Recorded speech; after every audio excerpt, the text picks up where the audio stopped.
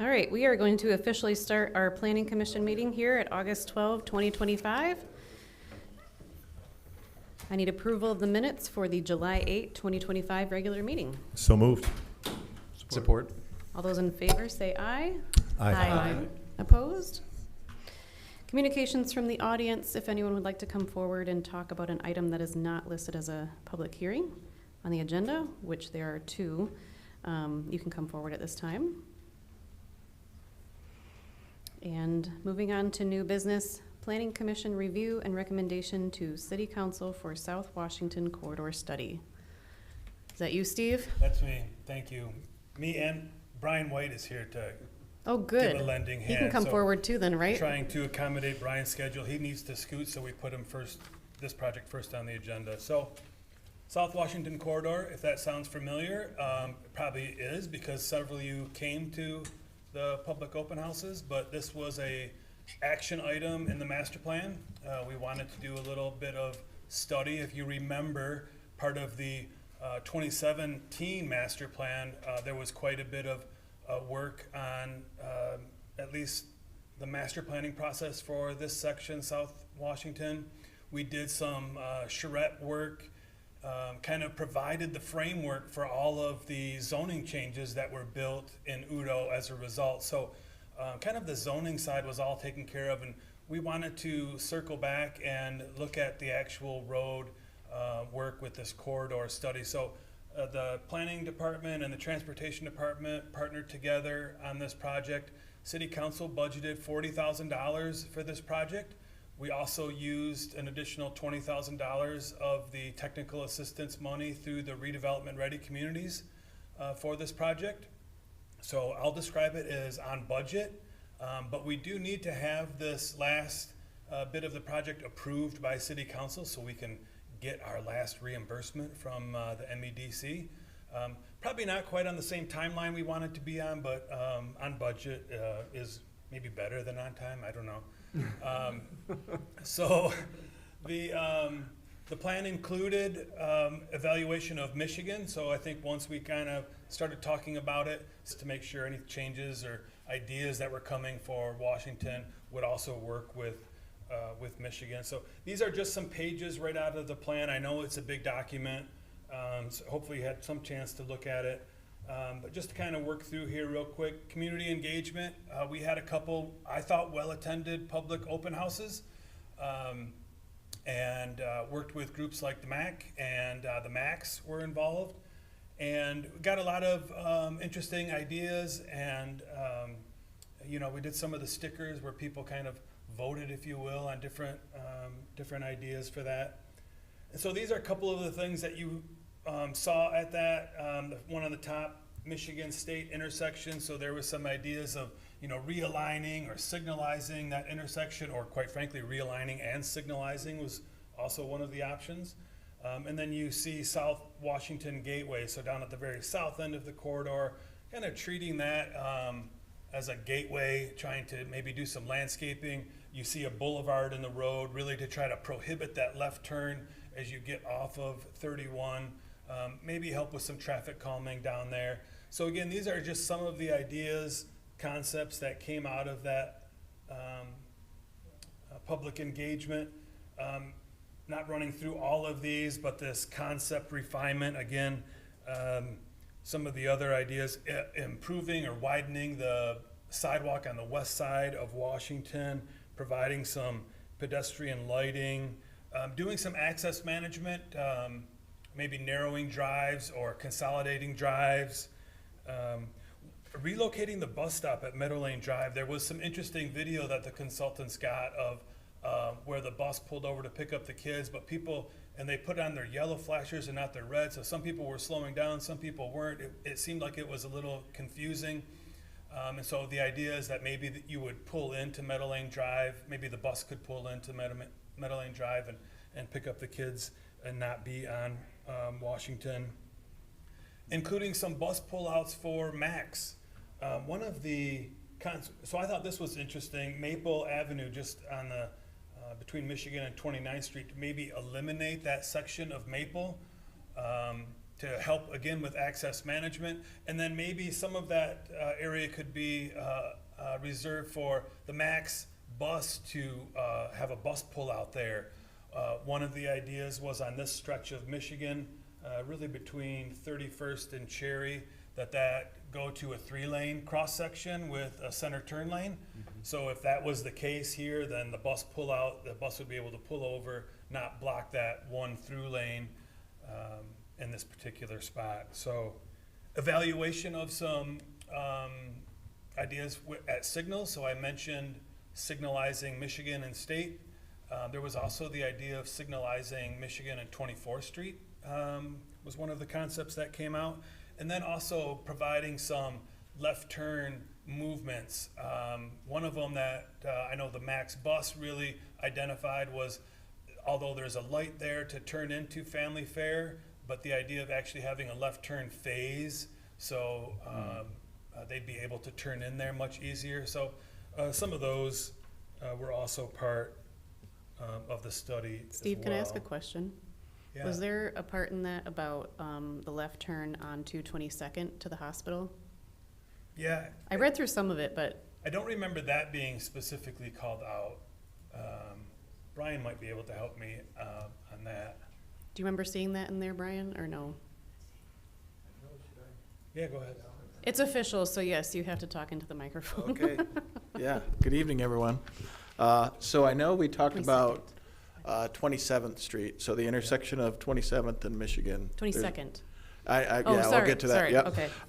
So at 27th in Michigan, currently a 4-lane section. If anyone's gone through there, and that's, I believe, where the ambulances tend to frequent. So we certainly would want to open that up for a turn pocket there to create some space and a place for left turners to get out of the way of the through traffic.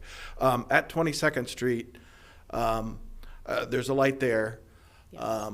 We'd have to look at the left turn movements. That did not, I've got a few spots here. So 27th Street, Matt Urban Drive, and 40th Street. Some of those have the left turn lanes, but we may want to signalize it in such a way to create that dedicated left arrow instead of just the passive movement, give them a direct movement. That did not come up at 22nd, but that's, as we get into the design of a future project, we would look at all the intersections. And you know what? I actually meant 27th. Yeah, 27th. Right by the So, hospital, so have a It designated left is, turn it is, lane. and that It is. that one's tough, right? It I think is. anyone who's driven through there, that's a tough spot. So. And that's probably a good reminder that this certainly isn't intended to be a construction document. So Okay, yeah. this would be something that we would be able to use. I think both Brian, when he has some projects, as well as planning, when we have projects that come in, that we'll be able to reference this and see, what might make sense. So there'll certainly be other opportunities for comment about actual projects that come forward. So this was not intended to be here's what we're going to do over the next 5 years, a planning tool that we'll be able Yep. to reference. Okay. Yeah, if I could set the table maybe a little bit on that too. So we're several years away from construction on the project, and we really are looking forward to trying to seek grant funding for it. This is a really big project for us, and we really could use some horsepower with that. So we're certainly going to do that. One of the things I'd like to just plug the MAC really quick. Some of you may have heard of the Safe Streets for All grant opportunity, right? And this is kind of a level above what we're typically used to in terms of grant funding available. So we're talking tens of millions in grant funds possible. So what was nice, the way this came together, we were able to reference this in an application for that grant funding. So we'll see how we do, how we compete. But the MAC kind of teed us up for that, and so thank you to the group. Make sure you let your boss know, Jason, that we really appreciate that. So hopefully, if not this year, there's one more year for sure of that Safe Streets for All funding that we would love to compete for. So again, if we were to land something like that, we're probably 4 to 5 years out on a project. One of the things that we'll look at with this particular road is, and it has to do with durability, but the fuel terminal on Ottawa, right? Their truck movement is basically from the freeway down Washington Avenue, down 32nd into Ottawa to the terminal. The inbound movement there, northbound, isn't bad, but the outbound, when they're loaded, if you look closely at that road, you can tell. And so we want to make sure that what we do will hold up to that type of traffic. So there's some things, just real basic civil stuff that we want to be looking at, as well as functionality and improvements, right, to how buses travel through there and how folks get around. One other thing, I'd be remiss in not bringing this up, and Steve and I have had a lot of conversation about this internally, but there's definitely a piece in here about mid-block crosswalks. And I want to just temper that a little bit. And I think you have to appreciate the context and what we're dealing with out there in terms of the type of traffic, the volume of traffic, and the speed of traffic. And so, again, no decisions at this point, but I know that they kind of spent a few paragraphs at least on here, and I think we need to just be aware that that's probably not something that is going to be high on our list to implement. And there's a safety concern there about creating a false sense of security for somebody to try and get across that roadway. We really want folks to be crossing at signalized intersections. Yeah. Another thing that we're doing, and we worked with the bus group as well, is particularly at Meadow Lanes, I think there's a frequent trip or movement basically that's from Meadow Lanes down to Family Fair.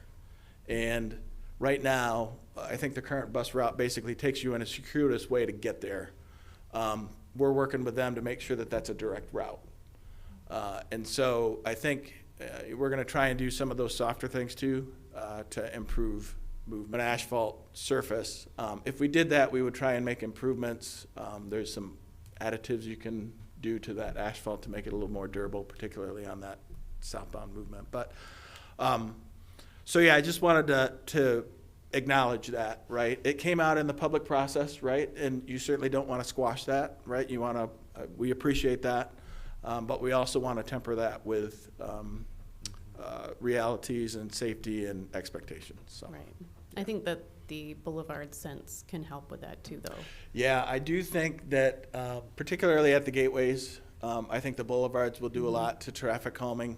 The other thing too is, if you'll notice, or again, just recollect if you will with me, a lot of the driveways on Washington Avenue, for one reason or another, have huge tapers to them. Yes, yes. So not only is the driveway itself, the threshold, the throat of the driveway big, but just the entire width at the curb line is large in many. So sometimes it's difficult to do access management. Nobody typically wants to lose a driveway. We'll do the best we can to work with every property owner and try and consolidate where we can. But I think a lot of those tapers, we can certainly shut those, close those up a little bit and make those a little bit more reasonable. So. Yeah. I appreciated the fact that they acknowledged the entry into the city by Family Fair, the 196 entry, and creating more of a sense that you're entering. Yes. An area where people live and work, and getting that traffic to slow down right there, because they just fly into that area going 55, 60 miles an hour. I agree, and that's the perfect spot for it, right? So I really think that a lot could be done there to help. Yeah.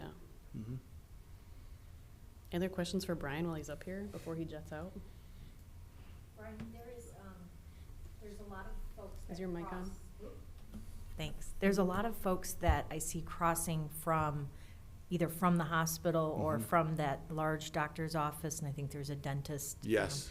And I mean daily, and it's like, oh, it's hard to watch because there's just people coming down that hill quickly and up the hills, and it just seems like having, so I'm thinking there is a light at 22nd and 27th. So part of the process with this was we did some extra counting at 24th Street. Okay. Just to see once where we were at. Yeah. We would do that again as we get into design. Okay. And that may be one of those calls where you kind of have to look at future use and things like that too. Again, I really would discourage contemplating like a mid-block or even an unsignalized crossing. Yeah. I think if we were going to do things, we would certainly err on the side of caution and look at, a light installation like we did out here at 12th. Right. And if a I pedestrian. understand nobody likes more lights, right? But Yeah. we'll coordinate it. It'll be in time and in step with the rest of them. Oh, And I do think that that's just the safest way to go about it. Just So, build a walkway. I know, a bridge. Over the road. Yeah. yeah, those, Over the again, hospital under. to the So- doctor's office. so we'll see where those grant funds come in. Yeah, But I right. can tell you that if we Yeah. did that, we probably wouldn't have anything left. No. Right. That's Right. not what I'm The ideal suggesting. situation would Right. be, yes. But yeah, that's duly Yeah. noted, right? That's definitely a point. We've heard from the hospital at Have the you? traffic committee level. Okay. So we definitely are sensitive and aware of that. Is that a high accident area? If you look at the accident, there is a little blurb about, I wish they spent a little bit more time on the accident side, but basically 32nd Street's the worst, right? And then the other majors where the lights are, so Matt Urban, 40th. And I think State Street had Yep, some yep. Yeah. there too. I don't think 22nd was real high, but there's some things at 32nd Street that I'd like to try and do. So the Walgreens entrance on 32nd, Yeah. where it's like, oh, Yes. can I get in the left turn lane or can I not? Oh, I know. Right? So there's some work that I think we can do there to improve things. That's a little bit removed from Washington, but yet I think it'll make the number, it'll reduce crashes because I think that's the source of some of those Yeah, happening good, there. because there's a lot of kids that walk Yeah, that and route Yes, too. they do. Good point, yeah. And the left turn light at 40th would be good too. Yeah, yeah. Dedicated. There is, in this plan, the thought to increase the west sidewalk, right? To make that more of a multi-use path than a sidewalk, to try and encourage the bicycling community and things like that to use that area more. Okay. And I think that also has a school connotation to it. One of the things we heard in the public realm was, if we had more improvements, better improvements, then some of the kids would feel more comfortable, heading over to school there. Yeah, So, okay. so yeah, looking at doing some improvements there to try and help that, or at least encourage that. Lynn, do you have a question? No? I don't know if this was on there or not, but the sidewalk that kind of juts behind the businesses. Yep, at 32nd? Mm-hmm. Yeah, so we actually were pretty direct and had the owners of that property, used to be Ray's, I think. Yes, it was, Raised Yes. Tires, yeah. Yeah, I rented a trailer from those guys back way. But, so we did have a conversation. I can tell you that it wasn't bad, it wasn't good, it was, hey, we may be visiting in the future. So that's certainly something that we're gonna take a look at.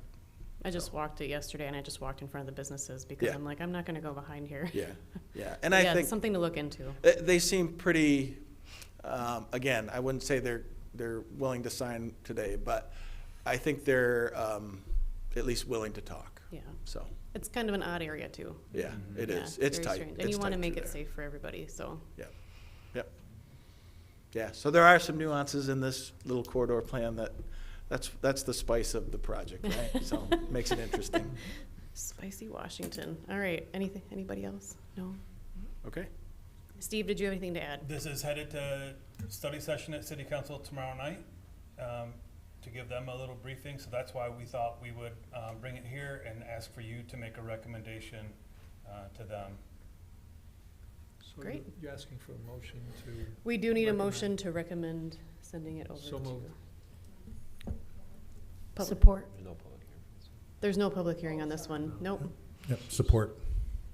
So Dave made the motion and Mayor Box supported. All those in favor say aye. Aye. Any opposed?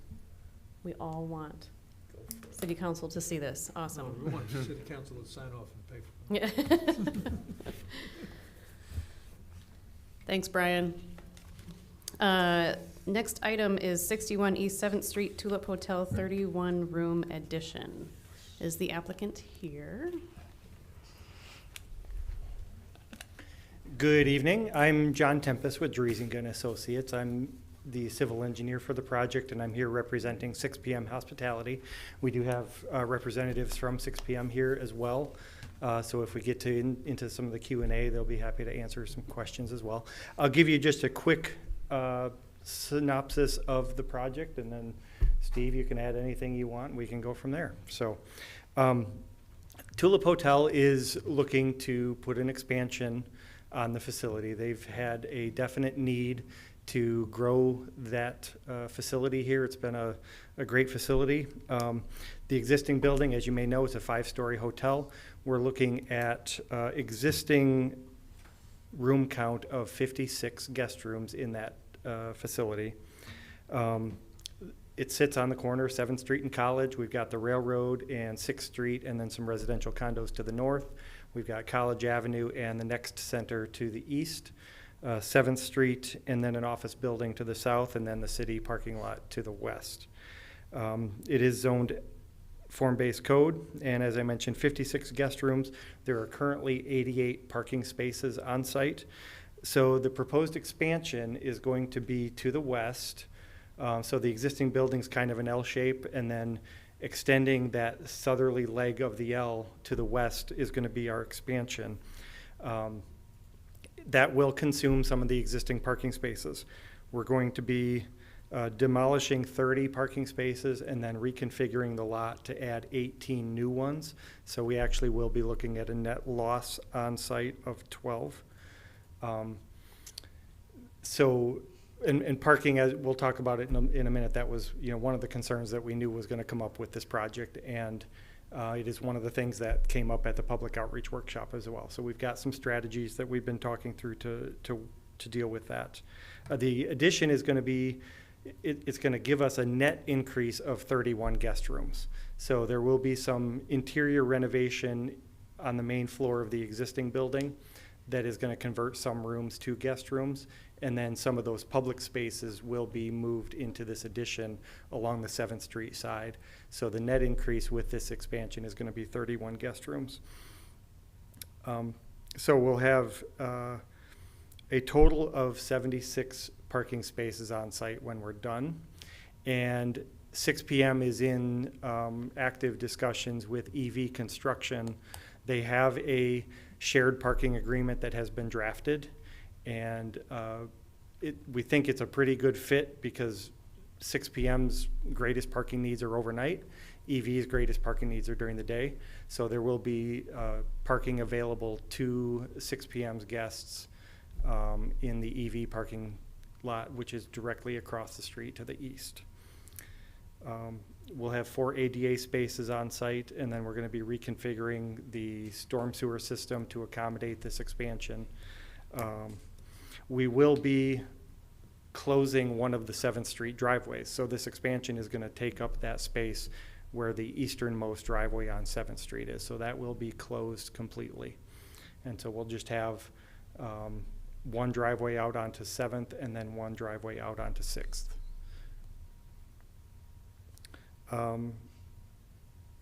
The dumpster enclosure is existing. It's on the College Avenue side. That is not going to be changing with this project. There are some bike racks on site that can accommodate 4 bikes. We're going to need a total of 12 with this expansion, so we are going to be adding bicycle parking outside, which is just so the main entrance to the hotel off the parking lot is right in the corner of that L. Just north of that is where the existing bike parking is, and that's going to be expanded to the 12 that we will be required to have with this building addition. I think that's some of the key highlights. If there's any questions that you have or anything that Steve, if you'd like to add anything, let me know, but I think we're kind of hitting the highlights there. Thank you. Any questions from commission members? I do, and it's in regard to the shared parking agreement with EV. Maybe I missed it. What does that do for your total parking count if that agreement goes through with EV? So right now we're looking at an agreement that would give us access to 10 parking spaces, and that would bring us to 86. And if we, with the shared parking agreement, when you account for the 20% reduction that would provide, we would actually exceed that number. Okay. So with the 20% reduction, we would then be required to have 77, which is actually only one more than what we would have on site. and we would Okay. be accessing 10 at EV's lot, so. Any other questions? Yeah, Lynn? Could you talk a little bit about any market study that you did? 31 seems like a lot of rooms to add to a hotel. So I Tom wonder or if you Peter, could would you want to address talk that? a little about the future need you're seeing. Sure. Last time I stood at this mic, I think it was 2014 when we were building the Courtyard Marriott in Holland. For official sake, can you state? Oh your yeah, name? sorry, Peter Buikema. I'm a partner with my family at the Courtyard Marriott, but also, and actually was running Suburban Inns when we built that. Today I am off on my own with 6 p.m. Hospitality. So we purchased the hotel in December of 2019. Great time to get into the hotel business. And this was kind of a thought and conversation when we did that back then, and then COVID kind of slowed down those plans. So. Gotcha. The reason for 31 rooms, specifically, Holland as a hotel market is somebody that has, our family has the Hampton Inn and the Holiday Inn Express as well in the township, is rather saturated. But the downtown core of Holland is a special little market that plays kind of in its own unique sub-market of the greater area. 31 rooms for us puts that property into a better economic standpoint. The property performs, but it could perform a lot better if it could make more hay when the sun shines, if you will, not to steal a farmer's reference, but we have a very seasonal market here, and so to maximize that, that seasonality of it. Through this addition, the reason for the 31 rooms is that allows us to stay within the fire code from an emergency exit standpoint, where we'll not have to add another stairwell or another elevator tower to the building. And that's also why we're only going 4 stories up with the addition instead of 5 with the rest of the room, because the 5th story there on that side of the building would run into all of our rooftop mechanicals and stuff like that. So we're very intentional with how we're trying to build these rooms as economical as possible in the current state of the world, but also then to put the property in a better position and really welcome more guests into downtown. The guests of the additional guests will have an economic impact in the greater Holland area of around $4.4 million a year in spend between the restaurants, shops, the gas that they'll buy for their car and alike. So it provides a lot more stability for the property and performance for the property, but also support for downtown as well. So you're seeing over a period of time, you're booked up. There's no vacancies in your space. Is that? Yeah. I mean, when I think about a market study, you think, oh, we're full all the time. We need more rooms. Is that just too naive? Yeah, I would say the Holland market as a whole right now is probably, and I'm shooting from the hip, so don't quote me exactly on the number, but the market as a whole is probably in that 65% annual occupancy. The last 2 months, the hotels downtown have been well into the high 90s. Okay. You know, obviously that's peak season. So with this property specifically, Tulip runs about a 68% occupancy. With this addition, though, I don't want to lose sight of the other, the total project is over $9 million. So that'll be the addition and then a remodel of the existing 56 rooms too. And our hope with this is to really elevate the property. So the Tapestry brand is a brand within Hilton that allows you to be unique and tell your own story, but also have the power of Hilton and tied to, from a booking standpoint and stuff like that. So by renovating the hotel, the guest room, FF&E hasn't been touched since it was original, so about 15 years ago. And so it's just time. It's, you know, it's in good shape, but it's tired. It's ready for a fresh vision, and so we're really looking to kind of just re-image the whole property with this expansion. Any other questions? So you didn't consider just doing the renovation and not adding the new rooms?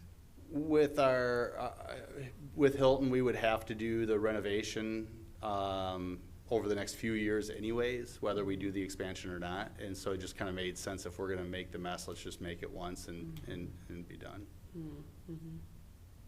It will create another 4 full-time jobs at the hotel to help care for those rooms. I'm trying to think of all the other tidbits and stuff that is important.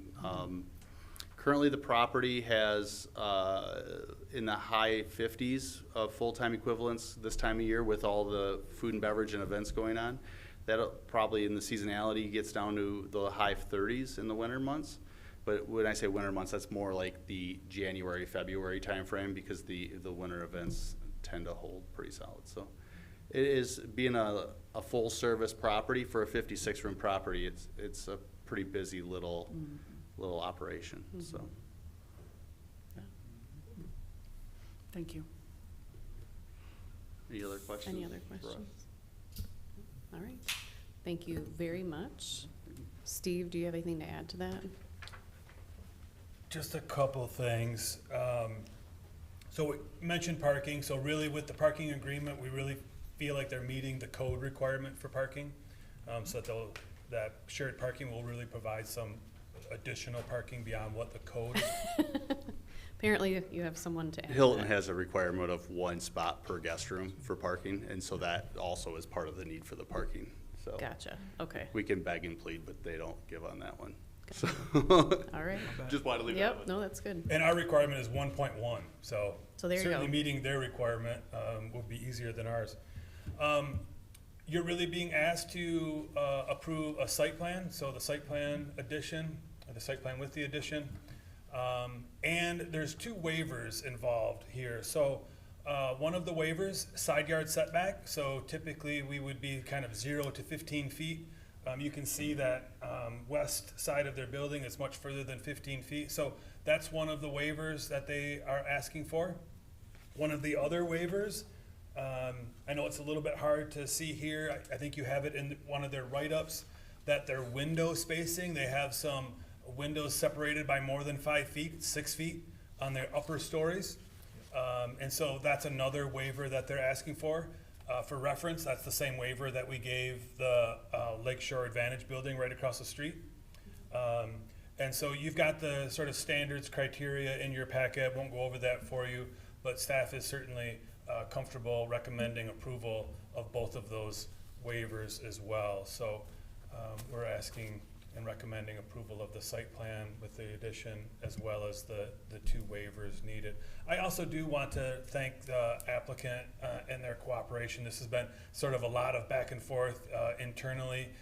They sort of glossed over, they did make some changes to the 7th Street side of the addition where we don't allow rooms. And so in part, I think that's the reason why they're doing some of that reconfiguration the way that they're doing, so that they can meet our facade and the form-based code requirements along 7th Street. So certainly appreciate their cooperation with all of that. So. Steve, I have a question about the side yard setback. That's on the north side of the building. Is that what we're looking at for that? The west side? So it would be the west. Oh, the west side. I'm sorry. Yeah, my directions are off. Side yard setback. So that's probably, that 97 feet is probably even less of a setback than they had before because that's where the addition is going, right? Yeah, it was, although Yeah. it was a little strange. We had a property line that ran through there, so we also having them combine the property so we don't have a strange property line running through the property anymore. So in part, that was probably there to meet some sort of setback requirement from yesteryear. Okay. Yesteryear. The skating rink is to the northeast in case. Thank you. Thank you. Yeah, You because, need to- yeah, okay. I'm not familiar with that Okay. neighborhood at all. I No, didn't think so. no. Very delightful, I recommend. Yes, it's beautiful. Any other questions from Steve? No. I think it's great. We need more rooms. Tulip time is, the start of all that, right? This does require a public hearing. I will open that at this time. If you'd like to speak on this project, you can come forward.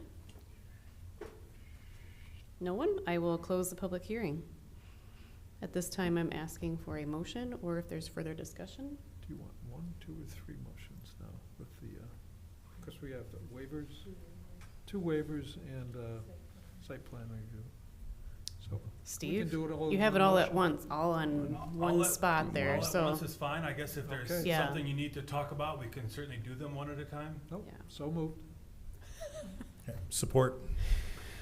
All those in favor say aye. Can we have some Oh, discussion? sorry, I'm sorry. Sure. Sorry. So Steve, can you talk to me a little bit about what happens if they build the 31 new rooms and they don't get filled, and like worst case scenario, what happens then? And they don't get, I'm And sorry. the rooms don't get used, and, because that's what I'm sort of anticipating that, there is, I think they're taking a risk, of course, by building new rooms and hoping that they'll be filled sufficiently for their business. But if they're not, and then we have a But- hotel that's half full and, Would I that, don't know. is that something though, I think that maybe falls outside of our jurisdiction in a way, cause I don't believe we're not Well, being I'm gonna- asked, but I'm we're gonna- not, well, no, I'm just gonna have Steve answer, so. Yeah, I guess I would agree with Nate, although it's certainly not something that we would like to see, that's not something that we regulate. And maybe just like any other project, they take the risk of building something, and if it fails, they're still gonna be meeting our requirements for the site, and the conditions on the site and maintenance and sort of all those things would still apply, but I guess there's nothing we could really do to prevent the business from not succeeding. Yeah, well, I guess that's interesting. I don't think I've ever thought about it in those terms, where as a planning commission, we're looking at the site plan and all of those specific logistical stuff, but then also, what if it's a business that we're concerned about it's succeeding? Yeah. Yeah. Yeah, I certainly, not to get us off track, but maybe with PUDs, like we had talked about at the study session, where there's some discretion of things, but when somebody is coming, doing something that meets our code requirements, and they're Yeah, doing something, I don't think that there's a lot of okay, ability that we have with that. okay, thanks. Okay. I just Dave had has the a, motion, and then, okay. yeah, we've got, Mayor I think we've got the Bottas' motion on the floor, and Yep. I just want, I did want to make sure we had some clarification that that the parking agreement with EV, that those additional spaces were included as a requirement as part of this motion in this application. That's the way the staff report is written, so certainly Okay, we would good. anticipate. Wanted to clarify that. Good. And Jennifer and I were talking about the fact that the ice rink going in there, I think, is actually going to be a benefit to the hotel in those months that they're probably not doing as well right now. When you mentioned January, February, hopefully that's good something point. that's going to benefit that hotel in the future. And I'm glad. Thank you for doing the parking agreement, because parking in that area can be a challenge. But also remember, I like to remind the public, there is a public parking deck directly across the street from this hotel that is rarely full on the upper deck. As somebody who parks my truck up there because there's a charger there, I'm often the only vehicle that's parked there overnight. So I know that there is parking available in that area. But that's all I have to add. Yeah, and about the parking, I think it's great that they're sharing parking, that's really great. I am not concerned about the additional parking Yep. spaces, because they're meeting our requirements, and I'm good with that. Yep. I think we have too much parking anyway, Mhm. but, Wonderful. but I love that they're sharing it. I think Yes. that's so Yes. great. Partnership is a wonderful thing. Mhm. Any other discussion? No? Okay. Miranda, would you like to do a roll call vote? Am I putting you on the spot? Is it you? Miranda's new, so we're gonna trial by fire here, right? Mhm. Yes. Thank you. Yes. Okay. So roll call vote for application for 61 East 7th Street at the Tulip Hotel for a 31-room addition. DeBlock, how do you vote? Yes. Okay, Mayor Box? Yes. Commissioner Miller? Yes. Commissioner Orm? Yes. Commissioner Raymond? Yes, Vice Chair Bosch? Yes. Commissioner Boylo? Yes. And Chair Anderson? Yes. Okay. All right. Thank you. And thank you for coming in and a wonderful presentation. Thank you very much. All right. Thank you. Next item, United Development Ordinance UDO updates. The Planning Commission requests amendments to sections 39-2.16, 39-3.13, and 39-9.05. Take it away, Steve. All right, you guys have seen this at study session, so we are back for the public hearing. Make a recommendation to city council. So just a couple areas. This first one is the non-industrial outlots. So this is a map of our industrially zoned properties in the city. I think I have it at about 340 different properties that are zoned industrial in the city. This is just a breakdown of those properties by size. So the larger, I think over 20 acres in the yellow, down to below 5 acres in the gray property. So certainly the majority of the number of zoned industrial properties is small, but as you can tell, the majority of the acreage, there's fewer larger pieces that make up a big chunk of the industrial zone properties in the city. So this is just a breakdown of those properties, a spreadsheet. So I highlighted where the 25-acre break is. So you can see there's about 25, I think it's a little less than 25 properties that are 25 acres or more in the city that are industrially zoned. Hopefully this will all come together in a minute here. So this is our industrial zone district non-industrial outlot regulations. So right now, you're allowed to do certain uses in the industrial zone that we call non-industrial outlots, but there's some rules that come along with that. And right now, you have to have a minimum of 10,000 square foot lot, but we limit the maximum to a non-industrial outlot to 1 acre. And what we've been finding is nobody's been able to do a non-industrial outlot because that 1 acre is just too small. So what you have here are some amendments to update that. And what we're suggesting is that 1 acre maximum goes to 5 acres and no more than 20% of the parent parcel. Parent parcel we're really defining as what was in place at the time Udo was adopted. So we have the ability to kind of freeze that parcel map of the city and be able to evaluate that moving forward. So again, the idea would be you would be able to create a 5 acre non-industrial outlot parcel. Now again, if you kind of follow that 20% cap, it's kind of a sliding scale. So you really don't get to that 5 acre total until you get to 25 acres.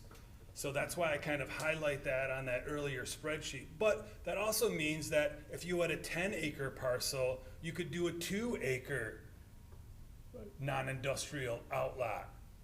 So, and then finally that section C there on the bottom, the Planning Commission may allow a residential use on greater than 5 acres, provided that it's not more than 20%. So the idea there is on some of those larger parcels that you saw on that spreadsheet, that you'd be able to create maybe a 10 acre parcel for a residential use, but it's still being under that 20% cap. So it kind of gives the larger parcels the ability to do a little bit more, which we think makes sense if we're going to have some of these non-industrial outlot development. So just real quickly, I just kind of walk you through. This is everything highlighted isn't necessarily we're changing anything, but those are the areas where we allow for non-industrial outlot uses. So again, starting at the top, 5 or more attached dwelling units. So imagine only being able to have 1 acre to do something like that. It's going to be tough, right? Going through the rest of those, you do see a couple strikeouts there on retail and restaurants and bars where we do list the 1 acre maximum. We would suggest, if we're going to make this amendment, to just get rid of that language too. And like we have on the rest of those uses that are on there that don't have that language, just say non-industrial outlots, and then that would refer us back to those rules we were talking about earlier.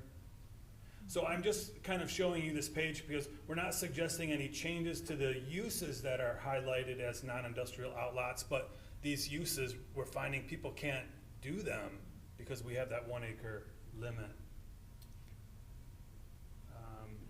And then that is just that language again. I guess I just threw it in there to make sure everybody is comfortable. So a couple examples. So I like to use this one at Waverly and 32nd, the Prince Tech Center, in part because it's 100 acres and maybe the math is easy for me. But that piece on that northeast corner of Waverly and 32nd, it's 100 acres. So if you could imagine for a minute that where they have their long driveway coming in off of Waverly, that property to the north, is about 20 acres. So, this would allow for the possibility that somebody could do a residential project and meet that 20% cap of this industrial properties. Does that make sense? Couple other examples. I like to use this one. This is the Meyer at Waverly and 16th Street. I like to use this one. I know it's not zoned industrial, but I think you get a good look at what the outlot development could look like. You know what all of those uses are there along 16th Street, Pizza Ranch and bank and Wendy's and car wash. All of those properties are over an acre. So again, under our current regulations, you couldn't even do a Wendy's like that because we have that 1 acre limit. This is also an interesting one. I know the Meyer property is much bigger than just sort of their parking lot there. They have that area that could be developed to the east. But if you just looked at the Meyer property with those outlots, that again is about what 20% cap would look like. That's about a 30 acre piece. You've got about 6 acres of outlot development. So that's what it could look like in our industrial area with some properties carved off. I know I flipped it on you here. North is to the right. This is the Menard site. Again, just kind of showing some other outlots where you've got the car wash and the Starbucks. I think that's a 2 acre and a 1.5 acre property as an example. Of what you really need to be able to do some of that. So again, the idea is that we would just increase that maximum size to 5 acres with that cap of 20% and allowing you to evaluate the larger pieces for a residential. I hope that makes sense. Do you want me to just move on, or do you want to do questions with just this one? Yeah, just this one, if anybody has any questions, no? I don't think I was here for that particular study session, but I'm trying to remember, why is it that it's so limited before? Like, there must have been a reason that we set it up that way to begin with. What were we afraid of? That's a fair question, and one that I think I was asking. I actually reached out to the consultant that put Udo together, and his response was, that shouldn't have been 1 acre. That should have been 5 to 10 acres. So I don't have a good answer for you other than I think we all agreed that, yeah, that was probably much too conservative. And we've tried to sell it a couple times to some people and say, hey, think about this. And you just can't fit anything. Yeah, and I can probably respond to that too a little bit, Vince, because I was involved at least in part of that Udo process. We were looking literally at every single aspect of the zoning and planning code. And there were, I think, some things that we may have just at the time thought, that seems like a good number at this point. And a comment that I was going to make following the motion on this, but I think it's appropriate at this point, is I think this is a really, really good example of a time that amending the Udo makes sense, where we have had it in operation for a while. We found out that the language and the restrictions that we have in certain areas simply don't work. Or are not encouraging the types of things that we would want to encourage, or discouraging the kinds of things that we would want to discourage. And it's time to reevaluate and say we need to look at these numbers again and make some changes to try to have the kind of outcomes that we would hope to have the Udo make. And I think Steve, you're right. It was probably an oversight at the time, and it makes sense for us to reevaluate it now in my mind. Do we think that a change like this will make it so we can get more affordable and attainable housing nearer to jobs? That's in my mind, when we were first looking at the industrial outlots and the opportunity to be able to put housing on those outlots, that's exactly what was in my mind at the time. It was, and whether it made sense to me, or I was conscious of the fact that 1 acre didn't seem big enough at the time. I cannot remember from 4.5 years ago, but based on what Steve has said, that nobody's buying on this at 1 acre. That 5 acres to that maximum of 20% seems like it makes all the sense in the world to me now, because that's exactly what I want to see them doing on some of these outlots, is creating some housing opportunities. That seems like a good reason to make the change. Yeah, I don't care whether they do a gas station or not. As a matter of fact, I'd rather they didn't do a gas station. I'd rather they did housing versus a gas station. Sure. Well, there's no detriment to the property if we No. increase the number by this much, Right. so. And trying to be sensitive to the idea of, we don't want to do it to the point where we don't have an industrial zone district either, right? That it gets Right. gobbled up by a commercial use, so, certainly sensitive to that for sure. Yeah. So 1 to 5 with that sliding scale seemed to make some sense. Good. Okay? Anyone else? Okay. Nope. Next one. Just a couple, so you saw this before as well, building envelope overview table. So this is the form-based code, maybe what we affectionately call the cheat sheet, where we're trying to put it all on one page to tell people what all of the rules are for setbacks and building height and all that good stuff. And really what we've realized is it just doesn't include all of the information. There is a couple of strikeouts where we're just making some corrections, but really what you're seeing here is we're just trying to add a little bit more information in, so we're not changing any of the regulations. I do have in the slide, so you can kind of see where all of this stuff comes from. So these are the actual regulations for the different form-based code districts. So we're just simply adding all of the information back into that table, so we think it's a little bit more complete. I know it starts to look really busy, but at least then it has everything in there. Does that make it more usable for staff and for the people who are going to be using the UDO, do you think, anyway? Hopefully it's more user-friendly for the outside users, so they get all of that information, and so, we don't have to tell them later, oh, but you missed this other section because it wasn't in that table. So again, the idea is we're not changing any of the regs here, it's just updating that table. No. If it makes it more user-friendly. Does that make sense? Bravo. Sure. So again, these slides that I have in here are just showing you where that information was all coming from. We're not changing any of this. And then the last one, accessory structures requiring setbacks. Just a reference update. We are kicking people to 1204. When you go to 1204, it tells you to go to 1202. So we're trying to just short circuit that and tell you just go straight to 1202. That's a great revision. Just I an really update. appreciate that one. We're ending on a solid note there.